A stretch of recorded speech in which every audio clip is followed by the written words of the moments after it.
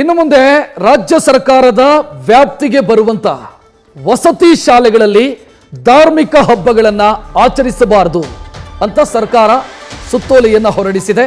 ಆ ಮೂಲಕ ನಿರ್ಬಂಧವನ್ನು ವಿಧಿಸಿದೆ. ಯಾವುದೇ ಧರ್ಮದ ಧಾರ್ಮಿಕ ಹಬ್ಬಗಳನ್ನು ವಸತಿ ಶಾಲೆಗಳಲ್ಲಿ ಆಚರಿಸಬಾರದು ಅಂತ ಸುತ್ತೋಲೆಯನ್ನು ಹೊರಡಿಸಲಾಗಿದೆ. ಯುಗಾದಿ, ರಂಜಾನ್, ಕ್ರಿಸ್ಮಸ್ ಸೇರಿ ಯಾವ ಧರ್ಮದ ಹಬ್ಬವನ್ನ ಕೂಡ ಆಚರಿಸುವುದಕ್ಕೆ ಅವಕಾಶ ಇಲ್ಲ. ಕೇವಲ 10 ರಾಷ್ಟ್ರೀಯ ಹಬ್ಬಗಳಿಗೆ ಮಾತ್ರ ಅವಕಾಶ. ಅಂದರೆ ಸ್ವಾತಂತ್ರ್ಯ ದಿನಾಚರಣೆ, ಗಣರಾಜ್ಯೋತ್ಸವ ಸೇರಿ ಒಟ್ಟು 10 ರಾಷ್ಟ್ರೀಯ ದಿನಾಚರಣೆಗಳೇನಿದ್ದಾವೆ ಅದಕ್ಕೆ ಮಾತ್ರ ಅವಕಾಶ. ಒಂದು ವೇಳೆ ಇದನ್ನು ಮೀರಿ ಏನಾದರೂ ಹಬ್ಬಗಳನ್ನು ಆಚರಣೆ ಮಾಡಿದರೆ ಶಿಸ್ತು ಕ್ರಮವನ್ನು ಕೈಗೊಳ್ಳಲಾಗುತ್ತೆ. ಆ ಶಾಲೆಯ ಪ್ರಿನ್ಸಿಪಾಲರು ಮತ್ತು ಸಿಬ್ಬಂದಿ ವಿರುದ್ಧ ಶಿಸ್ತು ಕ್ರಮವನ್ನು ಕೈಗೊಳ್ಳಬೇಕಾಗತ್ತೆ ಅನ್ನೋ ವಾರ್ನಿಂಗ್ ಅನ್ನು ಕೂಡ ಈ ಸುತ್ತೋಲೆಯಲ್ಲಿ ಕೊಡಲಾಗಿದೆ. ರಾಜ್ಯದ ಎಲ್ಲ ಸರ್ಕಾರಿ ವಸತಿ ಶಾಲೆಗಳು, ಕಾಲೇಜುಗಳಿಗೆ ಈ ಸುತ್ತೋಲೆಯನ್ನು ಹೊರಡಿಸಲಾಗಿದೆ. ಸಮಾಜ ಕಲ್ಯಾಣ ಸಚಿವ ಸಿ ಮಹದೇವಪ್ಪ ಅವರ ಸೂಚನೆಯ ಮೇರೆಗೆ ಸುತ್ತೋಲೆ ಹೊರಡಿಸಲಾಗಿದೆ ಅನ್ನುವಂಥ ಮಾಹಿತಿಯೂ ಕೂಡ ಲಭ್ಯ ಆಗಿದೆ. ವಸತಿ ಶಿಕ್ಷಣ ಸಂಸ್ಥೆಗಳ ಸಂಘ ಸುತ್ತೋಲೆಯನ್ನು ಹೊರಡಿಸಿರುವುದು. ಇಷ್ಟೇ ಇದರದು ಪಾಯಿಂಟ್ ಇರೋದು. ಅಂದರೆ ಯಾವುದೇ ಧರ್ಮದ ಧಾರ್ಮಿಕ ಹಬ್ಬಗಳನ್ನು ವಸತಿ ಶಾಲೆಗಳಲ್ಲಿ ಆಚರಿಸುವಂತಿಲ್ಲ ಅನ್ನೋ ಸೂಚನೆಯನ್ನು ಕೊಡಲಾಗಿದೆ. ಈ ಬಗ್ಗೆ ಹೆಚ್ಚಿನ ಡೀಟೇಲ್ ನೀಡೋದಕ್ಕೆ ನಮ್ಮ ಪ್ರತಿನಿಧಿ ಶಿವಪ್ರಸಾದ್ ನೇರ ಸಂಪರ್ಕದಲ್ಲಿ. ಶಿವಪ್ರಸಾದ್, ಸುತ್ತೋಲೆಯ ಡೀಟೇಲ್ ಅನ್ನು ಗಮನಿಸ್ತಾ ಇದ್ದೀವಿ. ಜನರಲ್ ಆಗಿ ಹೊರಡಿಸಿರುವಂಥ ಸುತ್ತೋಲೆನ ಏನಾದರೂ ಪರ್ಟಿಕ್ಯುಲರ್ ರೀಸನ್ ಇದೆಯಾ ಈ ಸುತ್ತೋಲೆ ಹೊರಡಿಸೋದಕ್ಕೆ? ಖಂಡಿತವಾಗಿ ರಕ್ಷತ್, ಈಗಾಗಲೇ ಪರಂಪರಾಗತವಾಗಿ ವಸತಿ ನಿಲಯಗಳಲ್ಲಿ ವಾಸ ಮಾಡ್ತಾ ಇರತಕ್ಕಂತ ವಿದ್ಯಾರ್ಥಿಗಳು ಅನೇಕ ಧಾರ್ಮಿಕ ಜೊತೆಗೆ ಸಾಂಸ್ಕೃತಿಕವಾಗಿ ಅನೇಕ ಆಚರಣೆಗಳನ್ನ ಮಾಡ್ಕೊಂಡು ಬರ್ತಾ ಇದ್ರು. ಎಲ್ಲೋ ಒಂದ್ ಕಡೆ ಜಾತ್ಯತೀತ ಭಾವನೆಗಳಿಗೆ ಧಕ್ಕೆ ತರ್ತಕ್ಕಂಥ ವಿಚಾರ ಇರ್ಬೋದು, ಅಥವಾ ವಸತಿ ನಿಲಯಗಳಲ್ಲಿ ವಾಸ ಮಾಡ್ತಕ್ಕಂಥ ವಿದ್ಯಾರ್ಥಿಗಳಿಗೆ ಬೇರೆಯದ್ದೇ ಸಂದೇಶ ರವಾನೆ ಆಗ್ತಾ ಇದೆ ಅಂತಕ್ಕಂಥ ವಾದ ಕೂಡ ಹಲವು ವಸತಿ ನಿಲಯಗಳಲ್ಲಿ ಕೇಳಿ ಬಂದಿತ್ತು.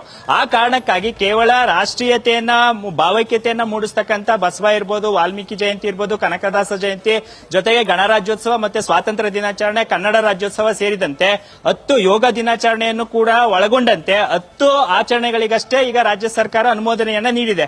ಈ 10 ವಸತಿ ನಿಲಯಗಳಲ್ಲಿ ವಾಸ ಮಾಡ್ತಕ್ಕಂಥ ವಿದ್ಯಾರ್ಥಿನಿಯರು ಏನು ವಸತಿ ನಿಲಯಗಳಿದ್ದಾವೆ, ಈ ಸ್ಥಳಗಳಲ್ಲಿ 10 ರಾಷ್ಟ್ರೀಯ ಹಬ್ಬಗಳನ್ನ, ಅಂದ್ರೆ ಈ ರೀತಿಯ 10 ರಾಷ್ಟ್ರೀಯ ಭಾವೈಕ್ಯತೆಯನ್ನ ಮೂಡಿಸ್ತಕ್ಕಂಥ ಹಬ್ಬಗಳ ಆಚರಣೆಯನ್ನು ಅಷ್ಟೇ ಮಾಡಬೇಕು.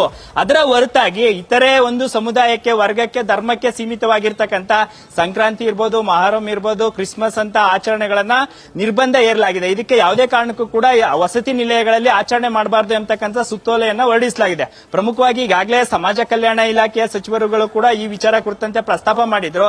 ಹಾಗಾಗಿ ಯಾವುದೇ ಕಾರಣಕ್ಕೂ ಕೂಡ ಧಾರ್ಮಿಕ ಸಂಘರ್ಷಕ್ಕೆ ಎಡೆ ಮಾಡಿಕೊಡಬಾರದು ಎಂಬತಕ್ಕಂಥ ನಿಟ್ಟಿನಲ್ಲಿ ಕೇವಲ ಈ ರೀತಿಯ ಜಾತ್ಯತೀತ ಮನೋಭಾವನೆಯನ್ನ ಮೂಡಿಸ್ತಕ್ಕಂಥ, ರಾಷ್ಟ್ರೀಯ ಭಾವೈಕ್ಯತೆಯನ್ನ ಸಾರ್ತಕ್ಕಂಥ ಹಬ್ಬಗಳನ್ನಷ್ಟೇ ಆಚರಣೆ ಮಾಡಬೇಕು ಎಂಬತಕ್ಕಂಥ ಸುತ್ತೋಲೆಯನ್ನ ಇವತ್ತು ಹೊರಡಿಸಲಾಗಿದೆ. ಈ ಕುರಿತಂತೆ ಇತರರು ಯಾವ ರೀತಿ ಇದನ್ನ ಸ್ವೀಕಾರ ಮಾಡ್ತಾರೆ, ಈಗಾಗಲೇ ಪರಂಪರಾಗತವಾಗಿ ಆಗ್ಲಿಂದನೂ ಕೂಡ ವಸತಿ ನಿಲಯಗಳಲ್ಲಿ ವಾಸ ಮಾಡ್ತಾ ಇರ್ತಕ್ಕಂಥ ಅನೇಕ ವಿದ್ಯಾರ್ಥಿನಿಯರು ಕೂಡ, ಅಂದ್ರೆ ಆರಂಭದಿಂದಲೂ ಕೂಡ ಹಲವು ಹಬ್ಬಗಳನ್ನ, ಅಂದ್ರೆ ಆಯಾ ಧರ್ಮಕ್ಕೆ ಯಾವುದೇ ಹಬ್ಬ ಬಂದರೂ ಕೂಡ ಆಚರಣೆ ಮಾಡ್ತಕ್ಕಂಥ ಸಮುದಾಯಗಳು, ಧರ್ಮದ ವಿದ್ಯಾರ್ಥಿನಿಯರು ರಾಜ್ಯದ ಅನೇಕ ವಸತಿ ನಿಲಯಗಳಲ್ಲಿ ಇವರೆಗೂ ಕೂಡ ವಾಸ ಮಾಡ್ತಾ ಇದ್ದಾರೆ. ಈ ಸಂದರ್ಭಗಳಲ್ಲಿ ಈ ರೀತಿಯ ನಿರ್ಬಂಧ ಇರತಕ್ಕಂಥ ವಿಚಾರ ಕುರಿತಂತೆ ಏನಾದರೂ ಪರ ವಿರೋಧದ ಚರ್ಚೆಗಳು ಶುರುವಾಗುತ್ತಾ? ಸದ್ಯ ಈಗ ರಾಜ್ಯ ಸರ್ಕಾರ ಈ ರೀತಿಯ ಸುತ್ತೋಲೆ ಹೊರಡಿಸಿರೋದ್ರಿಂದ ಈ ರೀತಿಯ ಪರ ವಿರೋಧದ ಚರ್ಚೆಗಳು ಅಥವಾ ಏನಾದರೂ ಸರ್ಕಾರ ಈ ರೀತಿಯ ಜಾತ್ಯತೀತ ಮನೋಭಾವನೆ, ಅಂದ್ರೆ ರಾಷ್ಟ್ರೀಯ ಐಕ್ಯತೆಯನ್ನ ಮುಂದುವರಿಸಬೇಕು ಎಂಬತಕ್ಕಂಥ ನಿಟ್ಟಿನಲ್ಲಿ ಆರಂಭದಿಂದಲೇ, ಅಂದ್ರೆ ವಸತಿ ನಿಲಯಗಳಲ್ಲಿ ಯಾವುದೇ ಸಂಘರ್ಷಕ್ಕೆ ಕಾರಣವಾಗಬಾರದು ಎಂಬತಕ್ಕಂಥ ನಿಟ್ಟಿನಲ್ಲಿ ಈ ಆದೇಶವನ್ನು ಹೊರಡಿಸಿದ್ರು ಸಹಿತವಾಗಿ ಏನಾದರೂ